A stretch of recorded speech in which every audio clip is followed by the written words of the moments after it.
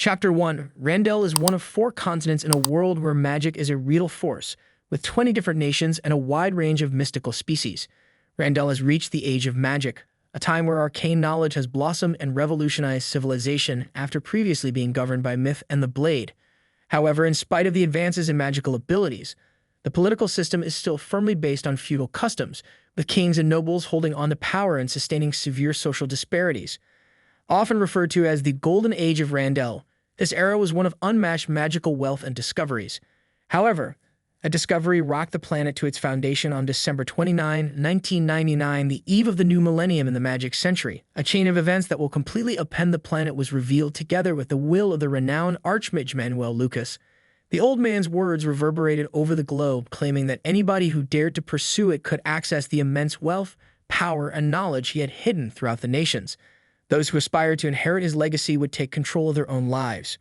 Renowned for his skill as the Ninth Circle Lord Wizard, Manuel Lucas was the archmage who had brought Randell into the golden age of the magic century and a revered archduke of the Bring-Up Empire. People from all walks of life were roused when Archmage Lucas's message was revealed. To discover Lucas's hidden fate, citizens, explorers, academics, and opportunists all embarked on their own separate journeys. They all wanted to claim the unmatched strength and knowledge that the archmage had left behind.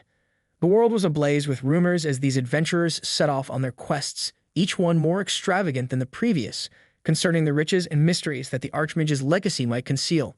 Some claimed that Lucas's dungeon was located in the desolate realm of the dragons, while others thought that his possessions were concealed in the tax-haven allied nations of Aelia. Rumors even circulated about Lucas's sky stronghold in the world's core, the Sea of Storms. Everyone was interested in the fate of Archduke Manuel Lucas, regardless of their species, nationality, or social standing. But after innumerable inquiries, no one was able to uncover any evidence, and rumors remained just that, rumors. The mystery remained unsolved for 20 years.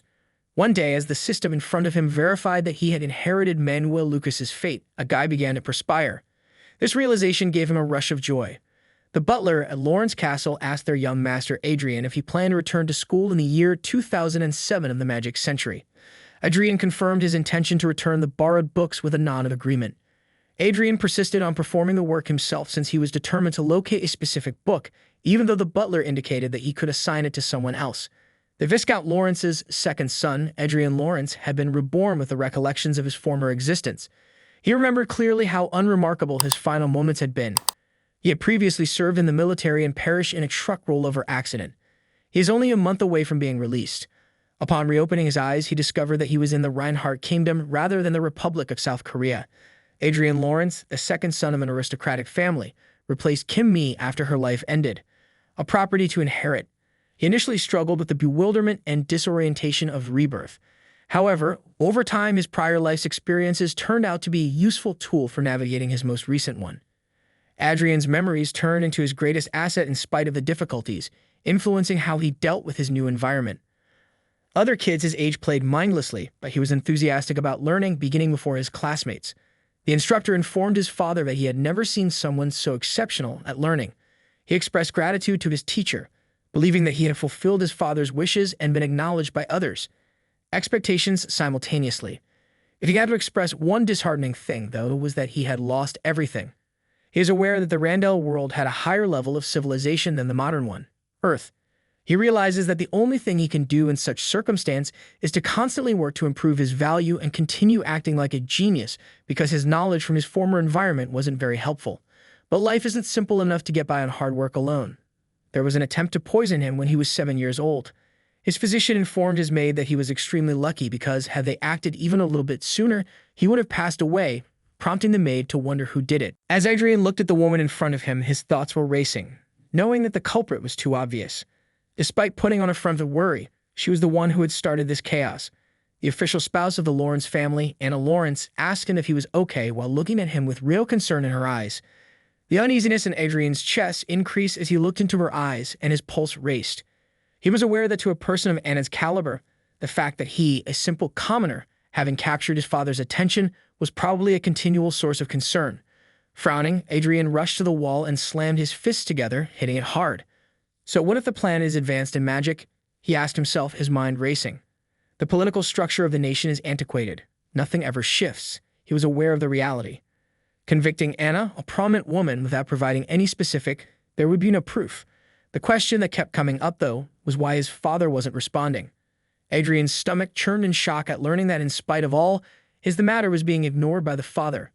His father, who ought to have known better, was acting as though he was blind to the painfully clear fact that Anna was the main suspect. Adrian was caught in the center of this game of denial. He ceased behaving like a genius after that, and 10 years or so later in the Magic, he was greeted by the store clerk at the POD convenience store on May 1st, 2019. Now 20 years old, he grinned while surveying his surroundings.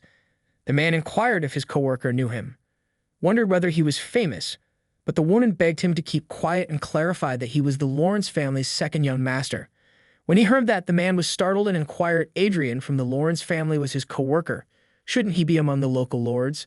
When Adrian asked, the woman interrupted the man, who was ready to tell his coworker that Adrian's attire wasn't all that different from that of a typical commoner. Adrian was asked how she might assist him by the woman. She informed him that their policy had changed and that point cards could now only be bought at the checkout counter, after he complained that he couldn't find any online. She then inquired about his desire level, and "I want all of them," he said. The cashier congratulated him for the purchase before he left. In an angry tone, the woman asked her coworker if he could gather himself and if he was unaware that he may face consequences if he lost the noble's favor. "I was just wondering why Adrian came to the convenience store himself," the man said, apologizing and explaining that Adrian might have instructed his servant to do it. However, the woman questioned her colleague when she first met him. She informed him that she was really afraid, but how would she know? In response to the man's question about how frequently Adrian visits, she says that he does it 2 or 3 times every month. Additionally, it appears that Adrian enjoys playing games a lot. Upon examining his 5 million game cards, Adrian realized that in Korean won, about 5 million won would be involved. His security then informed him that they had received a call indicating that he is astonished and angry when his young master, Cedric, shows up at his house.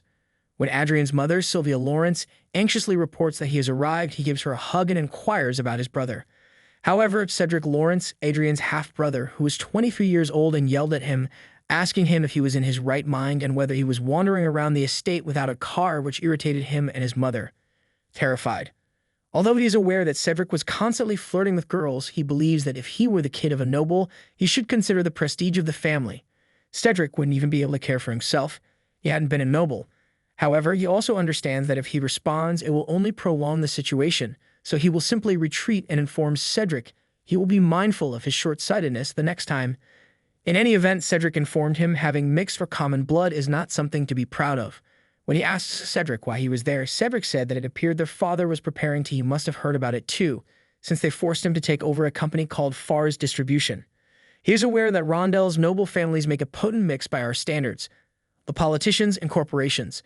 As a result, those nobles are involved in a number of enterprises, and one of the companies owned by the Lawrence family is Far's Distribution, which receives funding from the mining sector. Now that he understands why Cedric entered so abruptly, he informs Cedric that he recognizes and will decline. Cedric informed him that he understood completely, as he had anticipated. He advised Cedric to come back after his company was over because he had paid a lot of cash to play games. Despite his best efforts to contain his laughter, Cedric finally burst out laughing and advised him to keep doing what he was doing. When Sylvia asked him whether he was okay, he said that he was. Then he explained to his mother that the greatest way to take action. Following the attempted poisoning, he gave up his reputation as a genius and he reduced his contact with his vassals in order to isolate himself. He believes that maybe it was because his father lost interest in him because he was not a genius and his concubine's son wasn't either.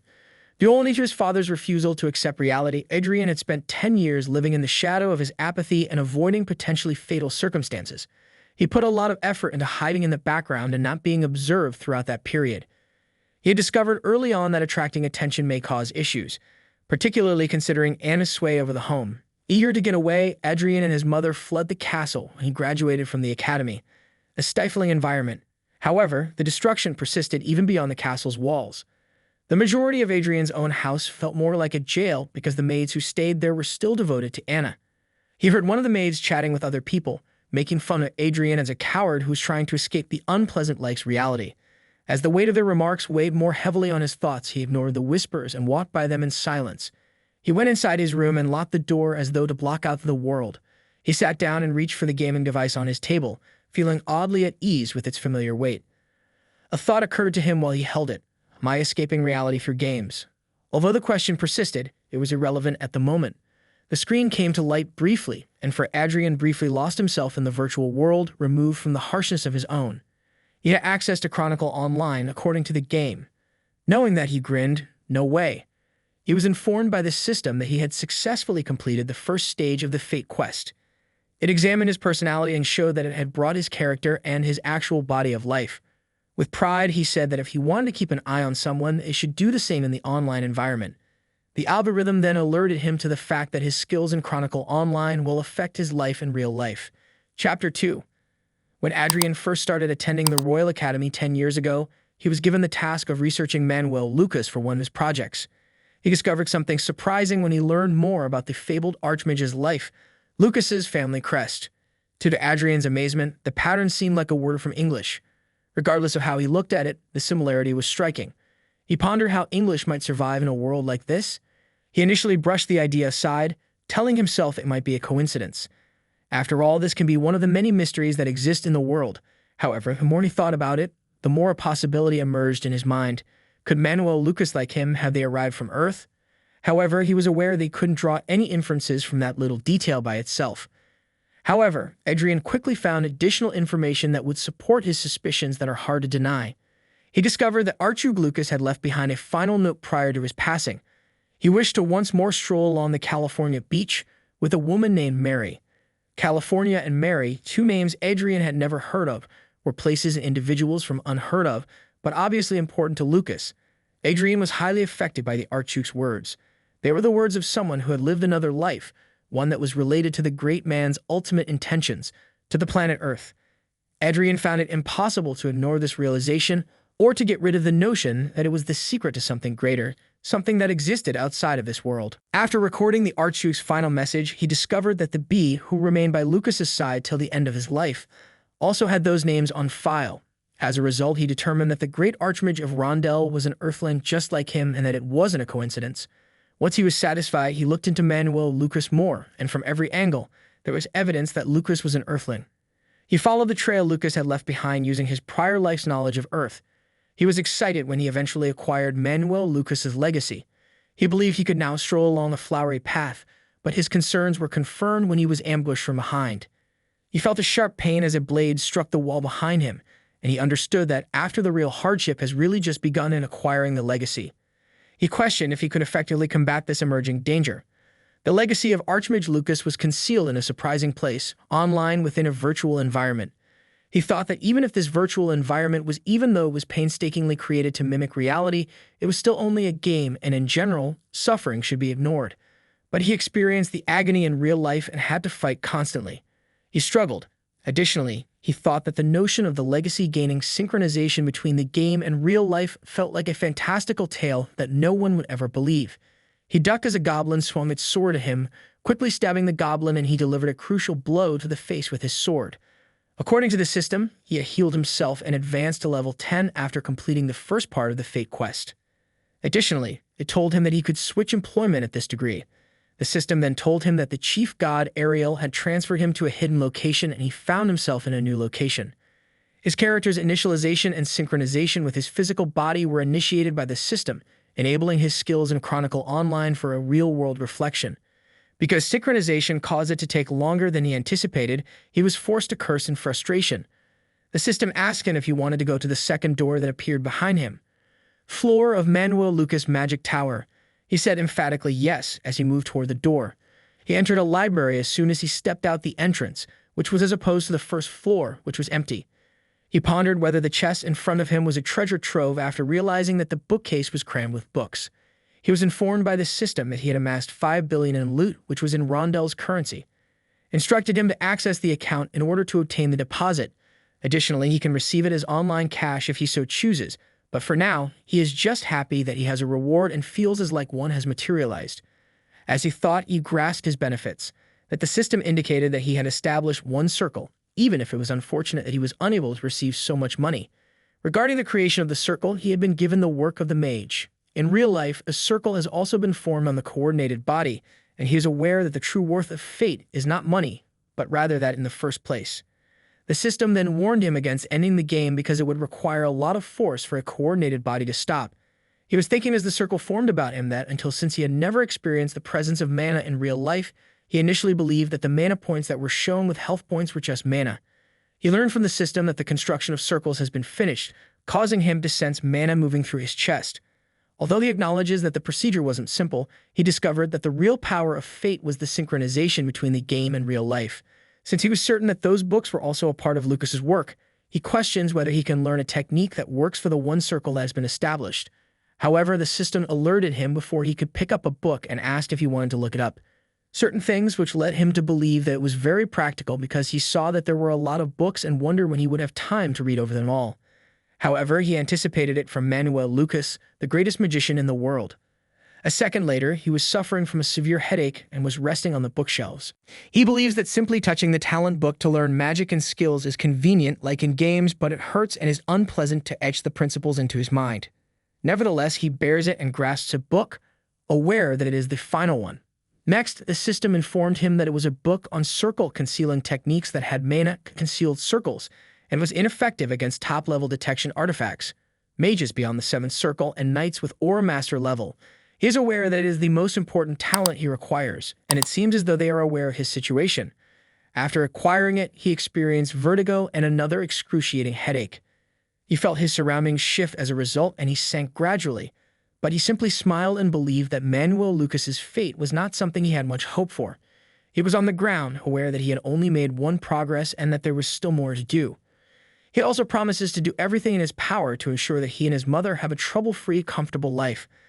The following day, in the training hall of the mansion, Vice, the guard knight and dependable buddy, revealed that he was more resilient than he had believed. Vice candidly acknowledged that he was a little taken aback when he was questioned if he truly did, when he stated that he wanted to enhance his swordsmanship, saying that he felt a little lethargic lately and that he would benefit from little exercise. However, since his game character's skills matched those of his real self, he knew it would also be beneficial in the game. Additionally, he felt his endurance and mana increasing, and it appeared that his improved in-game stats had an impact on his real-life skills as well. To put it simply, the abilities he developed in the game may be used in practical situations. He grinned as he realized that he had used the concealing technique he had acquired at Lucas's magic tower to solve the mana circle problem. When Vice saw his smile, he inquired as to whether something positive had occurred, leading him to question whether he seems overly enthusiastic. "I got a valuable item in the game," he responded. Around them, people whispered because they assumed he was a gamer, and they thought Vice was also a big fan. Some asked Vice why he was attempting to impress a helpless and pathetic human being. Vice got upset, but he intervened and warned him not to listen to them.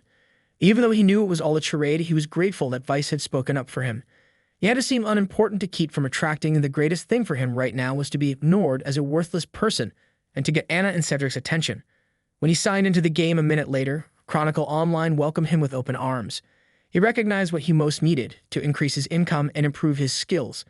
Now that he had verified that his metrics were, in fact, influencing his real-life talents, he had time to spend, and he remembered hearing that the most important factor in a game was one's financial strength. The store's product list was loaded for him via the system. He first purchased the experience boost with a level below 100 prerequisite, which increased spending 500 kits experience acquisition by 30% for 24 hours. Next, he obtained the Goddess's Blessing, which increases all stats by 30% for 24 and requires a level below 100 hours for 500 kits as well. Finally, he bought 1,000 kits of Goddess Protection, which grants immunity from attacks once and has a prerequisite of less than level 100. He understood that purchasing these things sooner would have been fantastic, but in order to enter the cash shop, you have to level up to at least 10. Additionally, he chose to hire a summon supporter. This, in his opinion, would be the day's major event. It cost 4,500 kits for 10 uses and 500 kits for a single usage. Although being aware that a tank might lessen some of the, he considered it a worthwhile buy because he needed experience points to level up because of aggro, especially when playing at a party. Regardless of the price, he decided to use the best warrior as his tank. He had the choice to call upon a supporter through the system, 10 times for 4,500 kits, and he made the decision to proceed, stating that he had the funds and the will to do so. Next, a random summon class supporter was displayed by the system. After a moment, he observed that the odds were comparable to those in Korean games of less grade. He invested 30 million won, but he received no backing that pleased him. Then he came across Era, the female Heavenly Steel, who caught his attention. She was a defense specialist who carried a shield known as the Shield of God. Since he had never heard of this fan before, he questioned whether she was a brand new figure. Furthermore, he observed that she was the best at level 25, even among the distinct tier. He was relieved that at last a helpful ally had emerged. The system informed him that once he registered her as a supporter, he could not make any adjustments. He was perplexed when it questioned if he truly wanted to register her, but he still did it for Ura, the heavenly steel who backed him. Though he thought it didn't matter, he noted that her expressionless face had the appearance of a golem with a human exterior. He inquired as to whether they ought to level up. Later, as he used his magic missile to assault the goblins, she tanked them. When the system informed him that he had attained level 20 and asked whether he wanted to check out the magic and technique books he had obtained, he paused. This made him delighted because he had a tank supporter and the hunt was going extremely smoothly. Even if it meant losing part of his experience points, he didn't feel that way as he sat beneath the tree, as if he had no idea what to do. It would be unfortunate, though, because the supporter would require more experience as the level increased. He was alerted by the system that he had been playing the game continuously for 15 hours. Actual time, and pleaded with him to quit playing the game and rest. He questioned whether it wasn't more challenging than using magic in the actual world. He logged off after that. He said that today was enjoyable as he stretched his body, and that he intended to take a quick break to see the training space. However, he was startled to meet his companion when he noticed a supporter stood and gazed at him. Chapter 3. His eyes raced from one end of the room to the other as he panicked, his respiration becoming more rapid. Then, at last, focusing on her blank face. His tone was a mix of fear and bewilderment as he questioned, "Who the hell are you?" in a trembling but firm voice. After a minute of silence during which she maintained a steady stare, she spoke in a cool, collected tone, "I am your support." His frustration boiled over as he scowled. With a sharpening tone, he said, "That's not what I asked." He spoke with incredulity and anguish. "How did you come out of the game? How are you here in the real world?" Her eyes remained fixed as though she were sorting while she appeared to thoroughly examine his question. Through the shards of her mind, "Ah, I understand now," she murmured softly, a glimmer of lucidity in her voice. "You're probably curious about how I keep my substance in actuality." He nodded, glad that she had finally acknowledged the query he had been finding difficult to comprehend. "Exactly," he said, still unable to make sense of it all. She explained, "I am an android." Her eyes seemed to glow with an uncanny certainty as she paused, letting the words sink in before continuing. "My Manuel Lucas, my creator, had a purpose when he created me." He blinked as he struggled to take it all in. Manuel Lucas? The name seemed like a faint echo from another era, familiar but far away. "So you're one of his creations?" "Yes," she said, her tone steady and almost robotic in its accuracy. "As is dictated by my master, Era of Heavenly Steel serves as the model for both my appearance and my fighting skills." Even though there felt like there was still so much more to do, the pieces were starting to come together. To discover. As he attempted to process what she had said, his thoughts raced. "So you're telling me that you're some kind of legacy, a creation from Lucas, right?" "Yes," she said plainly without even slightly changing her tone. "I am one of his legacies." He gazed at her in disbelief. His mind was racing, still trying to process the ramifications of all she has just spoken. It seemed like something out of a fantasy world. An android, a creation and someone who understood the game world and this reality so precisely. Science fiction book. But here she was actual and palpable, standing in front of him. The perception of her composed manner seemed to keep him connected to this odd, new reality even while the moment's unreality weighed hard on him. Infuriatingly, he believes that he wouldn't have made that decision if he had known it would occur. Tanking supporter, but he is aware that something a bit more adaptable. He wasn't being particular because he didn't want her, but the sister ought to have informed him beforehand if it's that kind of thing. She said that her limited stats would be restored as his level in Chronicles Online increased when he questioned if they were the same as in the game. Grew. She believed that her maximum stats were functionally equivalent to a Grandmaster's, which startled him because he knew that when the Knight ranks are split into a Grandmaster is the same rank as an 8th Circle Mage and 9 classes would be equivalent to the 8th class. Also, it was comparable to the strongest on the continent. Even in the Reinhardt Kingdom, the top-ranked mage is in the 7th class, and the 8th class has just 8 mages. Class in that world. In any case, he believes that having a reliable and amazing buddy that exclusively listens to him was beneficial. He questions whether Manuel Lucas indeed made a monster of that magnitude. His directives. The issue was that he wasn't sure how he was going to conceal her. She gazed at him, growing more perplexed. With a tone of both surprise and confusion, she questioned, "Your impression is the worst, but I just followed your order." He interrupted her with a contemptuous motion, averting his eyes as though his thoughts were somewhere in the distance. He said, "It's not about you. It's about the situation. I didn't expect it to be this complicated." She scowled a little, still taking in what he had said. She wasn't insulted, rather, she had been accustomed to mindlessly obeying orders. She felt like an afterthought, though, because of the way he spoke, like a tool to be played in a game whose laws she didn't comprehend. "But you trust me to conceal my mana," she said, attempting to refocus the discussion. "That's something, isn't it?" he asked, looking back at her with an ambiguous face. "Flatly, for now," he said. "However, I'm depending only on myself, not quite yet." Although her shoulders drooped a little, she didn't protest. She was accustomed to circumstances in which trust was not bestowed readily, but rather had to be earned. They stood in the shadow of the dark alley, the sounds of the city fading in the distance, and the silence between them lingered. He broke the stillness by saying, "Let's move at last." The others outside the mansion whispered, "We'll figure out the rest later." They said they heard the rumors that Adrian is now openly inviting a woman into the mansion, and that the maids had seen him in the room with a woman. They also heard that they go everywhere together and believe Adrian must be the most blatant person in the world. Vice is surprised that he is already married, but his mother asks when he plans to get married and says she doesn't mind if his girlfriend is a commoner. Become an adult. He is surprised to see that he has completed his Lucky Encounter Quest Stage 2 and attained level 30, which requires him to battle the Orc Warrior K in order to access the third floor of Manuel Lucas's magic tower. He questions whether he is acting like a child. No one will suspect Arcia if a master invites a strange woman into his mansion, notwithstanding his mother's embarrassed response. He then queries Arcia on the effects of her game connection on her physical body. When he asks whether this means that she can notify him or respond immediately in the event of an issue outside, she says that it will be put in eco mode, which is comparable to her taking a rest, but her monitoring function is active for his protection. As he looks to their side, a loud growl is heard and Arcia protects him. He asks her if it has started, and she says that it has, and a gigantic creature is moving. As he approached them, the 5,500-point Orc Warrior K stared at them, and the Fate Quest Stage 2 to beat him began. K referred to him as human and said that if he got rid of him, he could become special. The system then alerted him that he realizes that consumable attack items like explosives and scrolls are not conceivable. It is forbidden to utilize anything that makes hunting easier. He asked Manuel Lucas if he wants to develop his disciple's strength. Aware that defeating the man would not be simple, he called Arcia.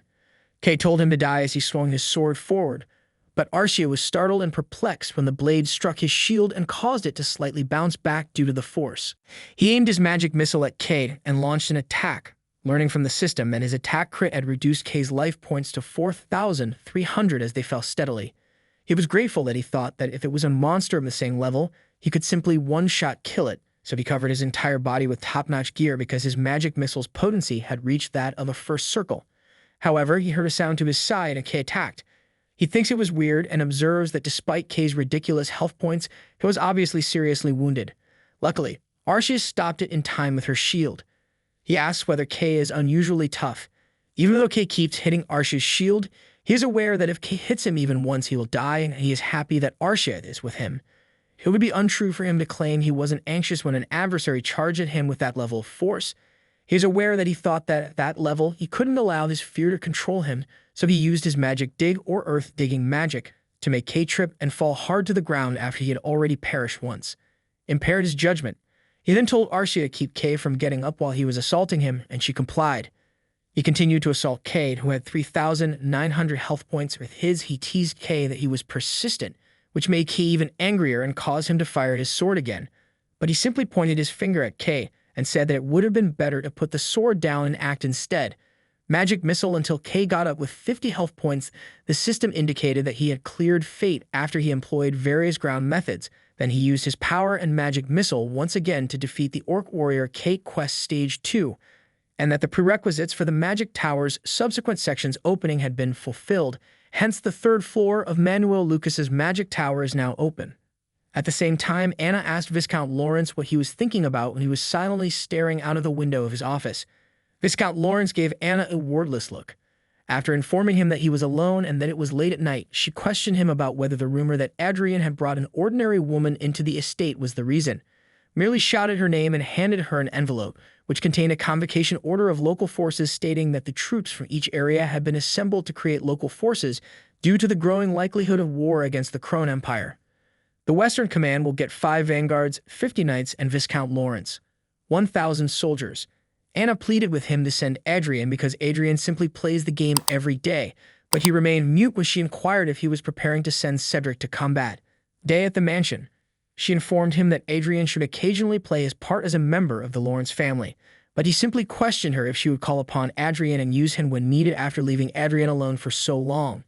She said that it was what Adrian desired himself and had so far benefited greatly from the privileges of nobility, but he just asked her if that was her true opinion, and she responded by asking him what he had something to say. However, he simply gave her a brief, silent stare and informed her that Cedric is the heir to the area and he will ensure that neither she nor his father-in-law will be disturbed by. Rayford informed her that, as she had stated, he would send Adrian to the battlefield this time, but that upon his return, he would make Adrian fully independent, so she should just obey his decision this time, making her mute and furious. In the future, he hopes that surveillance and covert investigations won't put Adrian and Sylvia in risk. He tells her to cease right away and let Adrian be free the next day, asking whether it should be sufficient. Vice joyfully informed Adrian that his physical strength had significantly increased as a result of his regular training over the previous several days. He was amazed at how rapidly he was getting better. Vice then said that if he had put in that much effort when he was a youngster, he would have grown into a wonderful man, but he simply grinned, understanding that his abilities had obviously improved since he had already attained level 30 and stage 2 of the Fate Quest. Recalls that the achievement of that Fate Quest was also quite fulfilling because, in addition to earning a substantial sum of money and creating his second circle, he also acquired a subspace. Similar to the game's inventory, he now has a treasure box to conceal essentials. If he makes good use of it, he can use it for more than just basic storage. Things as well. He believes that because the game's stats are accurate, he can become a magician with physical skills similar to that, depending on his work of a night. And if he can fully assimilate the statistics that fate has given him, he might even turn into a more formidable monster than Archmage Lucas. He then informed Vice that they should proceed since he had done resting, but the other knight called to inform him that he had been called to the castle by their lordship. Chapter 4. As he pondered his father's words, Adrian stood silently with his hands clenched at his sides. The weight of Rayford's statement hung thick in the air, each syllable serving as a stark reminder of his position in the family hierarchy. "So what you're saying is that Adrian is expendable?" Cedric questioned, his eyes glimmering with annoyance, his voice piercing the atmosphere with rage. "That he's not even deserving of standing next to us? As the heir, Cedric, your safety and well-being are my responsibility." "Adrian, on the other hand, is not bound by the same law," Rayford said, remaining composed as usual. "Obligations. You can't take chances like he can." In a gentle yet acerbic reply, Sylvia asked, "Are you suggesting that Adrian's life is less valuable than Cedric's just because of his position?" "There is a difference in their value. Cedric is the heir, the one who inherits the legacy of this family," Rayford said, his eyes flitting for a second before he spoke in a stern tone. "Adrian comes in second." Though it wasn't the first time he had been informed of his secondary status, Adrian felt the sting of his father's comments, each one getting more painful than the last. A part of Adrian couldn't help but feel a strange sense of relief as he stood there despite the dismissiveness in Rayford's voice and the way Cedric's anger mirrored his own frustration, all of which made him further doubt his place in the family. Rayford had called him in not to praise or commend him, but to remind him because he wasn't the heir and didn't have Cedric's duties. Adrian felt somewhat free from his station, which, for better or worse, meant he could make his own judgment even if it didn't align with his father's wishes. More significantly, once he left, he could escape Anna's prying eyes, so he explained to Rayford that he understood and would take part on their family's behalf. Rayford thanked him, but Cedric threatened to keep quiet because it was their father's decision, but he warned that he would not tolerate it if Adrian slandered their family. Adrian also thought it was kind of funny that Cedric was saying this to his younger brother, who was fighting for him. Cedric was acting quite immature, which was understandable given how far apart they had become. After promising to do his best, his father pulled him over and asked if they could speak in private. They reached the bridge a minute later, and Adrian questioned whether, since Rayford had asked his security to leave, he had something private to talk about. When asked what the subject of the meeting was, Rayford said that if the situation on, he told his father that he would move him and Sylvia to the king's land if the battle went well, and that Adrian should see it as a reward for going rather than Cedric, letting him do as he pleased without interference. Adrian knew that Anna didn't like him out of her sight, so he questioned whether she had consented to this, so he couldn't fully trust Rayford just yet. Rayford acknowledged Adrian's lack of trust, but he told him that he needed to return from the conflict alive in order to give it some serious thought. Adrian was left wondering what it might be, but Rayford grumbled and took something from under his cloak, explaining that it was artifacts with a 7th class Great Shield and a 5th class Auto Shield, which would be useful given the battlefield excludes the ability to teleport. Knowing how essential those are, he was taken aback by it and thanked Rayford before his father informed him that he would need to be conscious in order to survive. But then he sensed that someone was staring at him from within, and he saw a teasingly smiling Anna and an angry Cedric. Knowing that they were obviously observing him, he smiled back, calling them annoying in his mind. Rayford also glanced at them, urging him not to worry about and to be simple Sylvia. He recalled that his father had let him down several times, including when he was 7 years old and someone attempted to poison him. After that, however, with all of his enemies around him, his father was the only person he could trust at the moment. He astonished Rayford by saying, "Of course, I would trust him," and Rayford accepted. A second later, he was alone himself in his room with a terrible headache. After regaining his calm, he rose up and reflected that he knew Adrian had been acting differently ever since he used his pain mitigation magic, which made him feel somewhat comforted. Ever since the poisoning. Adrian's mother was crying in his mansion at the time, and he encouraged her not to worry too much because she knew he could take care of himself. But Sylvia, who was still concerned, questioned him what he meant and what if someone heard them, but he said it was good for him, and that it's better to have more primes on their name to get rid of them. She was concerned about what would happen if they damaged him after taking him to the battle. Told her the heir was watching the door and she shouldn't worry. He'd requested his mother to wait a little while longer, explaining that he was no longer only taking hits because it was almost done. 2 days later, on the dispatch day for Lauren's army, the staff, he cautiously questioned him who that woman was, and when he asked Harmon if he didn't know heir, Harmon replied that he had heard about their relationship but wasn't sure whether he wanted to take his sweetheart to a potential battleground. He informed everyone in the meeting room of the levitation train that he would not talk about Arya. He knows that he cannot leave Air behind, and she will save him with her life if things go wrong, especially because Ar leveled up so much recently. Therefore, they should consider her his secretary. Harmon responded that if he insisted, he understood. Nearly an official night, he spent 200 million in 2 days in the game and finished the 3rd level of a lucky charm. One way to get ready for the combat is to enchant oneself for survival. Encounter with wealth. He was now just ahead of the 4th level, and the rewards for the 3rd level, 3 bottles of elixir and the almighty cure, were each worth 100 billion. He realizes that the elixirs are the ideal compensation for his circumstances, and they are currently resting peacefully in his dimension pocket. When Harmon questioned him what he meant by message, he said that he thought he couldn't spend any more time because the 4th level was waiting, so he told everyone that he would be napping in his room, and that they should message him if they had anything. Harmon was astonished to learn that he would be playing more games, but he simply asked him if there was a problem. Then someone angrily stated that the reports were accurate, causing Harmon clumsily addresses the man as Sir Dalton, observing that he's a vanguard, a special force with a force sword and force armor that is the focal point of the conflict and is given priority when attacking a country's military might. Dalton teases inquires as to whether he is certain about it, as he will be perceived as an inept commander. He informs him that he brought a girl to battle because his reputation isn't very good already, but he was going to play a game. Dalton also said that he understood the girl part because Arya was attractive, but then a man named Dalton cautioned him to care what he said, which made Dalton startled and afraid. Billum, a vanguard and the Knight's vice leader, apologizes to him for his underling's overreach and informs him that extended trip like that demands a sight. Observing that Billum's expression was icy, in contrast to his words, he informed everyone that the Lord's deputy had no reason to be concerned about the underling's viewpoint. Then, when they said that they would send him a message when they got there, he hurled a bottle of liquid at the enormous creature in front of them, which created a massive explosion and caused the monster to growl in agony. Tears of Salamander was an expensive item that he tossed and had a 3,000 true damage effect. He believes it was pricey, but because it has 3,000 true damage and no cast, he'll take it any day. Then in front of him the system appears, giving him the impression that it has worked, and he notices that he has attained level 80, thus the primary god, Ariel, brings him to the hidden room. Chapter 5. He was thrilled to see the Demilic immersed with 32,000 health points, welcoming them as his prey, but he also knew that he needed to finish the 4th level before they reached West Headquarters. He looked at Immerse, aware that Lich monsters are hard to defeat, but he thought the Lich in front of him appeared slow and foolish. Then, using his stone magic, Immerse turned Nerea's foot to stone and attacked him with the Ice Circle Lance spell, shocking him. He was in a panic, wondering if Immerse had cast before they had taken their stances, and Arya anxiously tried to run toward him, but he realized that Arya was late, so he had to dodge, but he still got hit in the shoulder, causing him to scream in agony.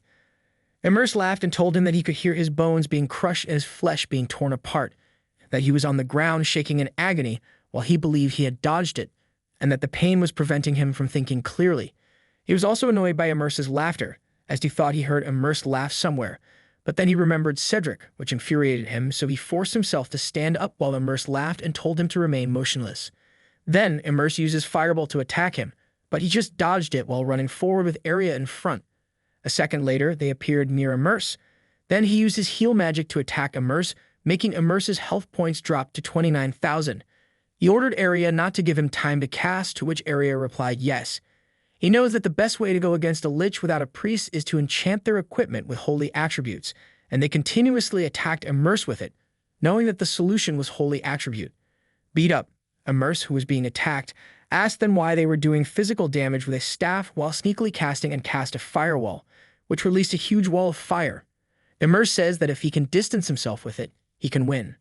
But then he appears in front of Immerse, making Immerse shocked and telling him that he was a freak for running through the fire, but he just told Immerse to die and smash his weapon on Immerse's head, while calling Immerse a cowardly-looking bastard. Hours later, the system showed that he completed the Lucky Encounter quest level 4, but he was gasping in pain on the ground. Area dropped her shield and worriedly ran toward him. Then Area grabbed one of the elixirs while he is remembering that they say he can't feel pain because of adrenaline during a fight, but as soon as the fight is over, he can feel it all. Area put the elixir in his mouth and he slowly healed while he thinks that the servant opened the master's inventory by her own will, which means Area is really special. Then he praised Area and informed her that he felt much better. Lucas's fifth story of the tower was unlocked once the system determined that he met the requirements to access the next tower. It then took them to the 5th floor of the tower, where he hurried to the chest that was waiting for him and joyfully opened it, adding that this time they should check what the rewards were. The system indicated that he had obtained 500 billion loot, and all around he was curious about what it was, and since it was a gift from Archmage Lucas, he knew it couldn't be anything else. He read the thorough description of the glasses and discovered that it was really glasses. Through observation, analysis, clairvoyance, and improved vision, it examines a living thing's intentions and statistics. It confirms a live being's feelings and the veracity of a discourse. It can see through obstacles and notice something that he believes he can see, who are his comrades or adversaries from a distance of hundreds of meters to several kilometers away. Therefore, it was a helpful item for someone with his level of uncertainty. Additionally, because he finished the mission, the 4th circle is producing for him. The following day, because he believed the larger one would come from the Lawrence family, the man at West headquarters inquired as to whether it was the second son. His name is Cedric or something, the second man said, adding that he had heard Cedric become his gift attracted everyone's notice at a young age. But the guy responded that it was likely the younger one, not Cedric, since he had heard Adrian become a fool after taking poison. While they were unaware that he could hear them, he joyfully informed them that one of the men informed him that he doesn't truly see fools and that he can't trust rumors after all, and that he was the younger one who actually consumed the poison. One of the men then introduced the second guy, introduced himself as Viscount Miller, the headquarters support chief of staff, and Evans presented himself as Viscount Evans, the local headquarters chief of staff. Evans bowed politely and said it was an honor to meet both of them. Monitor and requested that he verify whether their Viscount's soldiers consisted of 50 and 5 vanguards. Knights. He responded that it was accurate and informed them that there were 50 knights, 5 vanguards, and 1,000 troops. Evans simply grinned when he told him that he didn't need to report on the soldiers because the war will end with only vanguards, but he really finds it unbelievable that elites with artifacts like this are being treated like this because he knows that vanguards are monsters that only tremendous. Unfortunately, everything Evans was saying is accurate, and he recalls that Archduke Lucas was the one who created the vanguard system. Only wizards of the 7th circle or higher can manage this. He courteously replied yes, knowing that Division Commander Earl Otis was the brigadier, and Evans informed him that Lawrence's army had been arranged as the 2nd Independent Brigade under the command of the 3rd Division. The Great Eastern Lord was Otis. He then informed everyone that Lawrence's army had been reorganized as the 2nd Independent Brigade and advised them to go in the hopes that this one had some suppleness. A week later, he was enthusiastically believing that Commander Otis was the greatest in the game, while Arcia was occupied with hunting monsters in the background. He believes that the greatest superior, as he recalls an absent superior telling him that Commander Otis would be using teleports to commute back and forth until the battle started. This made him question whether Otis was doing this while leaving his troops there, where war may break out at any time.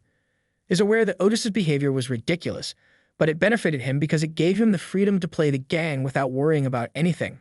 Arcia contacted him while he was busy reviewing his statistics to let him know that when he pulled out the game device, he saw Arcia halting Dalton, who was wondering where that strength was coming from, wearing his glasses and questioning why Dalton was doing that. He was shocked when he entered the room and instantly logged out of the game. entered the room. Then through his glasses, he glanced at Dalton and noticed that his state was corny. He approached Dalton and advised him to explain what was happening there, and he reminded him that he had told him that he was worried about his health as a guard because he had been playing for too long. Then that girl approached him, but he simply kicked Dalton's knee, causing Dalton to kneel in shock. To message him in case something goes wrong, and since he always has ARA on standby, he ought to come up with a better explanation. He then adamantly informed Dalton that he had entered the presence of the Lord and the brigade commander. Deputy's chamber without authorization and inquired as to why and whether he intended to carry out the murder. Dalton kicked him in the knee once again while yelling that it was too far, asking him who he believed he was and stating that he was the vanguard. The three knights behind him were startled when he persuaded him and called him a schmuck. He requested Arcia to explain what had happened, and she said that Dee had attempted to split her up. Thinking that Dalton is a real piece of __, he grabbed the knife near AR while he was getting something from ARA. He asked Arcia if she was saying that he tried to drag her somewhere, and she said that he was right. Dalton angrily asked him if he was framing him right now, if he was doubting the vanguard because of that woman who appeared out of nowhere. He pointed the knife at Dalton after telling him that it was mutiny and a breach of military discipline, and that he should be punished appropriately. The knights attempted to calm him down, but Dalton held it down not because he was a good person, but because he wanted to survive and he realized that it was important. Dalton's chest and told him to take one step forward, but Dalton still asked him teasingly whether he was serious. He informed him that his ass should be the one who calmed down and realized that he was somewhere Anna couldn't look over him, so he had no reason to back down. He told Dalton to take one, and he firmly reiterated that it was a fantastic opportunity to show them. Go ahead. Chapter 6. When Bam confronted Adrian about the issue, he said that he didn't understand why a Kan would harass a girl. Dalton then asked Bam what he thought, which astonished him. Bam was furious and asked the knights why they were doing this. He bowed to Adrian, apologized, left outlined how his own shortcomings were to blame. William informed Adrian that he wouldn't entertain any disputes as he was in charge, to which Adrian replied that it wasn't after Bam kicked the injured Dalton on the ground, relieving him of his duty, taking Dalton's armor, and ordering his imprisonment. He also said that the three knights who had permitted Dalton and were also accomplices would be imprisoned. Bam wondered whether this was because he was so gentlemanly that he chose to shift to the next room and told the staff to clean up because they couldn't use the room because of the carnage. Adrian's actual personality, but then grinned, figuring it must be hard to keep it under check. Later, when Adrian was playing a game and the enemy was attacking him constantly, he struck back as Arcia protected him, noticing that the adversaries were focusing on his blind spots while staying at a distance. Their opponent was a corrupted knight named Zenith, who possessed 12,800 health points out of 45,000 at the moment. They were on a level 5 quest called Lucky Encounter, which required level 120 and had the goal of defeating the corrupted knight Zenith.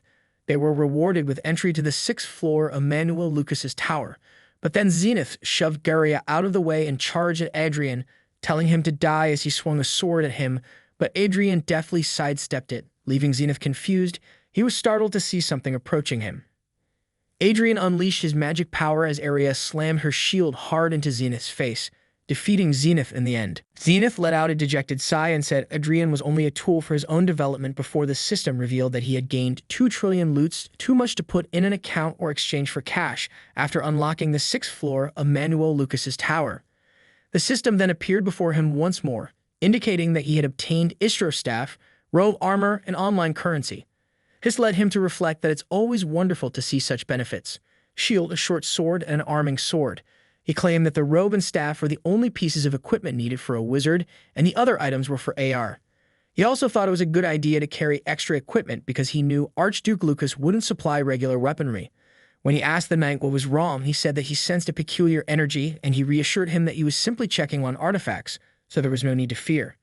A moment later, the knight appeared scared and excused himself, comprehended and departed, allowing him to inspect the objects before him, after which he took out the weapon from his collection, recognizing that it was the 4th sword typically used by vanguards. Learned that anybody could briefly use Vanguard's power by charging it with a battery similar to an AA. The knight's aura was magnified by Vanguard's force equipment, and unlike mana, aura could not be manufactured intentionally. Perhaps that was a part of the wizard's equipment, he surmised, and he saw that Istro after 2 weeks. He recognized that it had been 2 weeks since he had been designated as the representative of the Lawrence family, and he was startled to learn that the staff and robe had special abilities relating to aura storage. He understood why everyone wanted Archduke Lucas's fate. He assured the knights that he didn't require guards, and they all agreed. The tense atmosphere, which felt like war, was part of the army fighting the Krone Empire. He believed that it was a good thing that he had shown them who he was, but one issue was Bill's attitude toward him. They had been just sitting, but everyone was still wary of him after the Dalton incident, which seemed to have subsided, which became friendly. He often saw Bee being wary and interested around him, but he assumed it didn't really matter because he could concentrate on the game without any interference. He was perplexed because he had never seen it before, and he wondered whether Arcia was pleased because they had gone for a stroll, which made him think of her as a puppy. When he saw her, he knew that even a homunculus could be joyful, had feelings, but he still didn't know much about her. He thought she had loves and dislikes because of her lack of individuality. He shielded his face while leaves flew all around him. When he looked at Arcia and realized how happy she was, he discreetly laughed, leaving R perplexed. He then looked at them and saw a lovely view in front of him. When they arrived at their headquarters a second later, he suggested that they take walks more frequently, and R agreed. However, a man approached him and he asked him if there was a problem. Then, when he saw that the man's name was Lopes, and that he was in an unpleasant and embarrassed state, he timidly inquired if he would like a drink. He questioned Lopes if they had instructed him to do so, pointing to the two knights behind him, but he felt there was no justification for him to comply, so he walked away when he saw two other knights laughing behind them, which helped him to realize what was happening. Lopes was informed that he was not interested in it and left, but then he stopped walking and asked Lopes why he had become a knight. Lopes responded he didn't think it was necessary, but that wasn't his intention, and he apologized for disrespecting him. That manner, since he had never seen someone with more than two extraordinary abilities aside from a homunculus. He was aware of Lopez's exceptionally outstanding aptitude, seeking uncommon qualities in mana, leading him to question why Lopes was working for other knights. Chapter 7. However, he believed it was not his fault. He then expressed regret and informed Lopes that he could have achieved greater success if he had been a wizard. This left Lopes perplexed and surprised. "Don't bother me," Adrian told the other knights. He didn't want any trouble, so when he got to his room, he felt it was a waste not to become involved with Lopes, but Lopes' ability was being wasted, and he also thought that Lopes could become a magic swordsman if he could use magic in addition to the Vanguard's force equipment, but he was aware that skill alone did not ensure success. Yet Lopes had already attained knighthood at a young age, so there was hope. He would be quite happy if he could recruit Lopes, but he needed Earl Otis' approval to do so because Alan Lopes was a knight in another earldom. Made him question if he ought to bribe Otis, but he felt that it was a good decision given Otis' character. He was unsure of the value of high and very high skills, but he knew that he wanted to begin establishing his influence, and that now was the ideal moment because he was away from the monarchy. Additionally, he understood what to do next and informed R that they would be busy. Meanwhile, Lopes was strolling down the hallway when he recalled Adrian informing him that he is successful if he transformed into a wizard instead. He initially thought Adrian was a haughty aristocrat, but he was also thinking about becoming a wizard instead of a knight. He then told his commander, Otis, that he arrived as instructed, entered the room, and asked Otis if he was looking for him, thinking that although rumors aren't always true, if they are that strong, it is that he was a little uneasy. But Otis greeted him, and when he noticed Adrian sitting in front of his commander, he wondered why Otis had summoned him. Otis explained that he probably already knew, but that the man in front of him was the Viscount of the Lawrence family's envoy, Brigadier Adrian Lawrence. He was perplexed when Otis informed him that he would now serve Adrian as his master. When China lost to Korea in a soccer match in his previous life, Adrian recalled one fan questioned why, with 1.4 million people living in China, they were unable to locate 11 talented soccer players. One person responded that it was because of the Chinese Messi or the Chinese. He looks at the crowded room and asks, who could have thought that so many people could have such potential? Ronaldo is shoveling in a farm somewhere, so he believes that no matter how much potential someone has, it wouldn't matter if there was no system that could bring it out. One of the few troops who could play an emergency role, Alan Lopes, a peasant who became a laborer, and Earl Otis's failed knight. He is aware that each of them has incredible talent, but those geniuses made the wrong decision and haven't accomplished anything in their lives. Examples include Eric Jones, a bold young man who was caught trying to sell adult magazines to the army, Nicole Brown, a maid from the nearby army, Linda Noah, and others.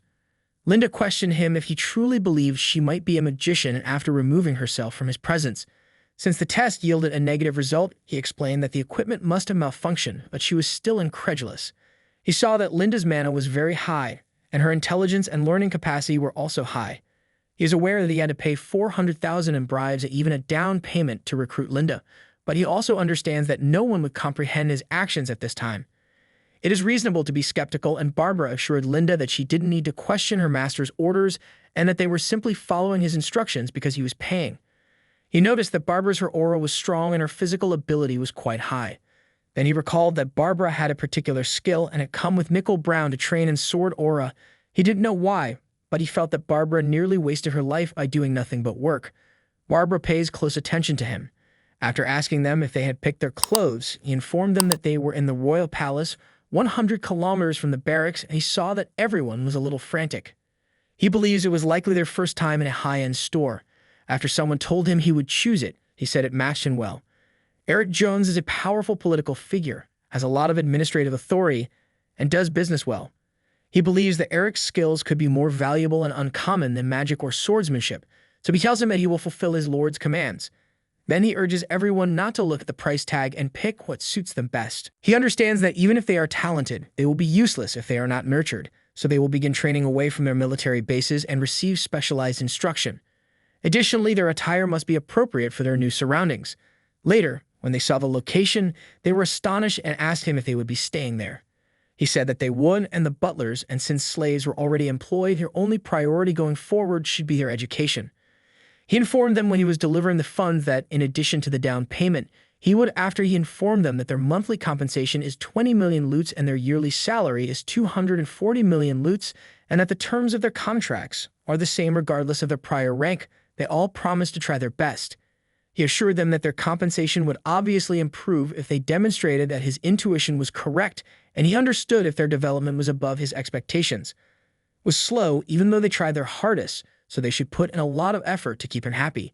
He also advised them not to upset him by fussing or arguing, which they all did, and he said that if someone offered a bribe to betray him, they were astonished and perplexed when they hesitated to tell him since he would give them twice the amount given if they did. From that point on, he intended to fill that house with individuals he had recruited. He knew that it was his responsibility to create an environment where their talents would thrive. Additionally, although it might appear like a waste of money, to him it was an investment in acquiring high-quality human resources. Later, as he and Arya were strolling down the street, he thought that when he asked Cedric if he should hunt for a safety jail before going back to the unit, because he will need a location to keep his mother secure. However, a few days ago, he wasn't sure whether anyone knew that he was gathering what he called ordinary people, but Cedric called him that. Arya caught and held the man's neck after spotting someone spying on him from behind. He believes that the stupid fool Cedric was essentially acknowledging that he was observing his every action when he stated bluntly that he needed to interact with individuals who were similar to him.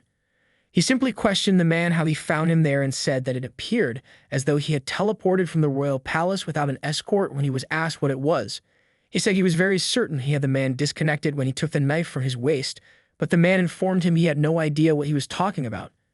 As he was asking the man if he wanted to die or not, Arya struck him hard on the ground after stating that he knew the man was the rat that Cedric had planted. When he discovered that raising his aura was ineffective, the man trembled in terror and questioned whether Arya was an aura expert.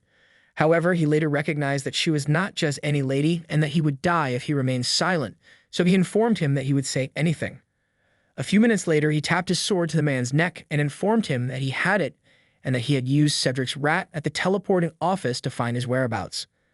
Assumed that Barad was speaking the truth due to his dread, bewilderment, and comprehension state, which led him to question whether he should tell them some lies to frighten them. He then informed Barad that he was already aware of how Cedric was gathering information about him, but there was an intriguing thing. He felt as though he was just grudgingly discovering the truth as he withdrew his knife, while telling him that he was only listening to Cedric's orders and not actually resisting him. Information. With a terrified expression, Barad questioned Arya if he was prepared to defy his lord, Cedric, and was about to inquire how he knew, but he stabbed him instead. Telling him it was enough, he asked whether he wanted to live, to which Barad said he did, and then he directed him to lie on his side. He then stabbed Barad in the forehead with the tip of his knife, saying he doesn't actually order anything hard.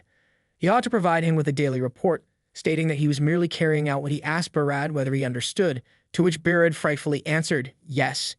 And then, in Lord Lawrence's castle, he reported that there was nothing unusual about him. When Cedric said, "Is Sir Metz in jail for spying?" the man said, yes, and went on to say that Metz was found in Adrian's room, which caused a lot of issues and infuriated Cedric. He believed that he disregarded his father's warnings not to spy on Adrian, which is why it occurred. Had to receive a reprimand from his father, who had been investigating the post-war situation. Cedric informed his spy that he didn't want to do it, but that he had no other option. After that, he directed Barad to watch Adrian closely until his father's rage passed. Barad nodded, unaware that Adrian was listening to everything, and Adrian grinned, understanding that, similar to Dalton's situation, Cedric's remaining spies have been punished and imprisoned. He informed Arcia that it would be difficult to communicate his lordship. The talent collecting proceeded without incident, and Cedric hired 20 individuals with natural unique talents.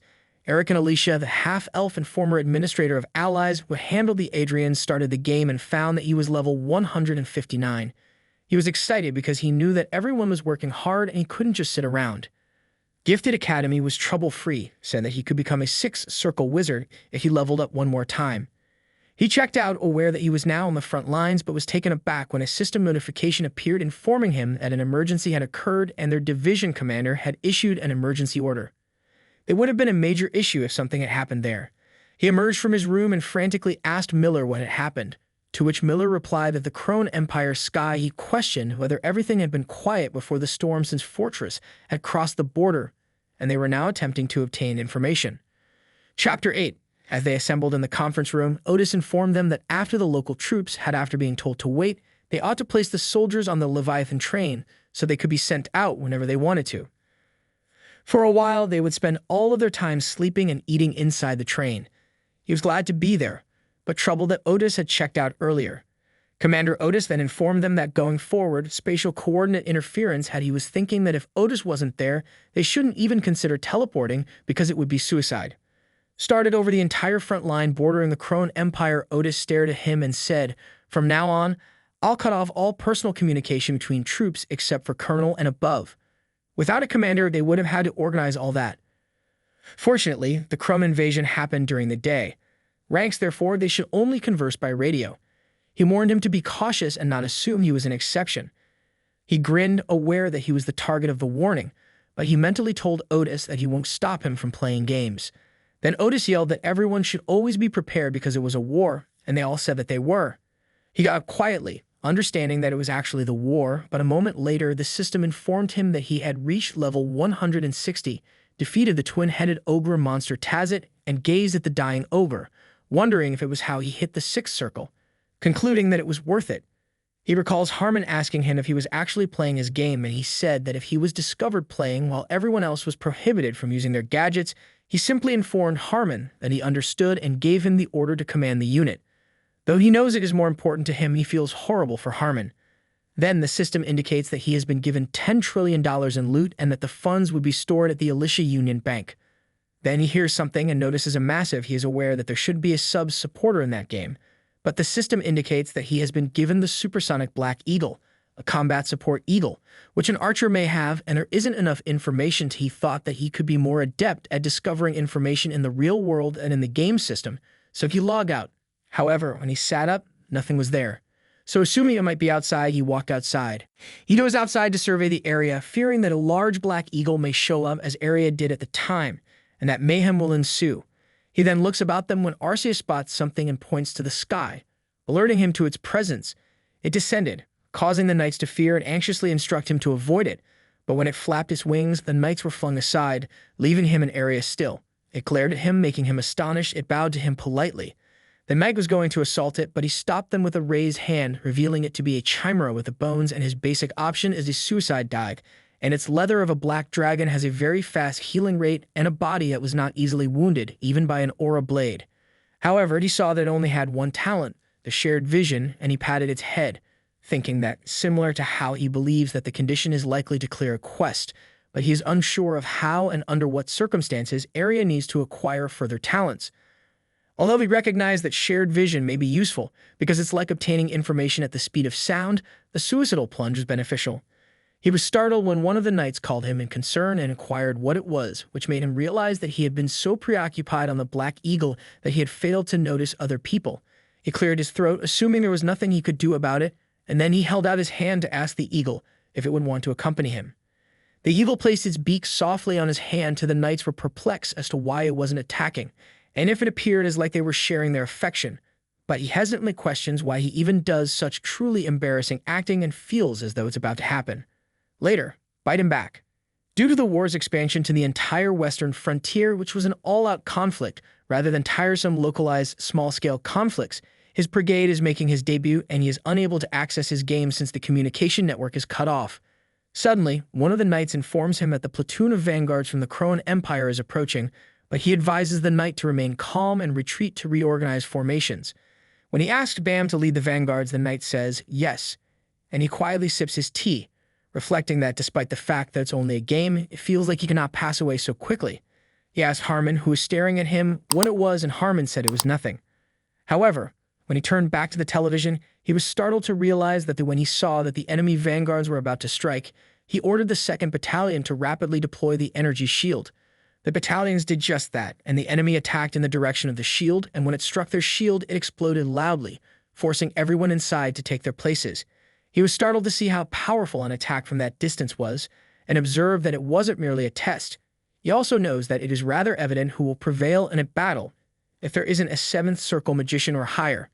He then asked the knights about the situation, and the knights said that the energy shield of the 2nd Battalion was down and required 90 seconds to recharge. He told the Archduke that he thought the energy shield that was supposed to protect everyone was destroyed in a single attack by the enemy vanguards. Lucas regretted not giving them magic equipment, but he knew he didn't have to be envious of the vanguards because he would be at the 9th circle and be called Grandmaster if he soon reached the highest level in his game. Harmon informed him in the 8th circle that they had avoided a bullet, and if it weren't for him, they would have been in trouble.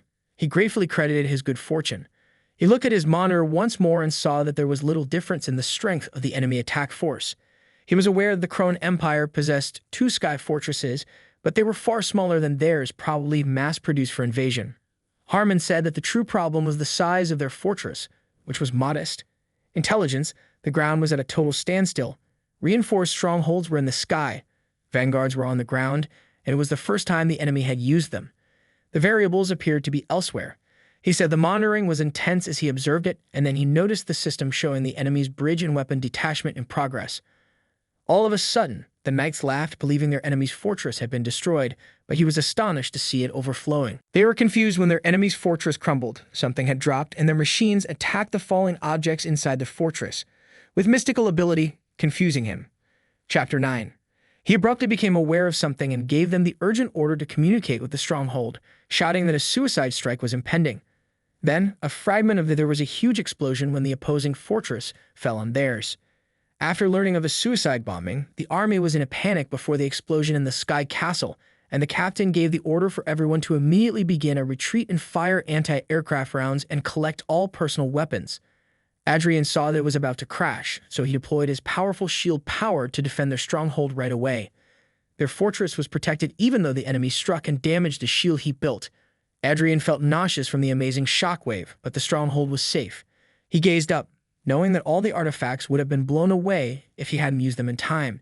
He was concerned about their sky fortress and was glad that it had not collapsed because they had retreated swiftly. He also understood that if the sky fortress of their allied forces had collapsed, the remaining forces from the enemy's sky fortress would have massacred them. He then gave the army orders to check on the vanguards and tend to the soldiers, to which they replied that they understood.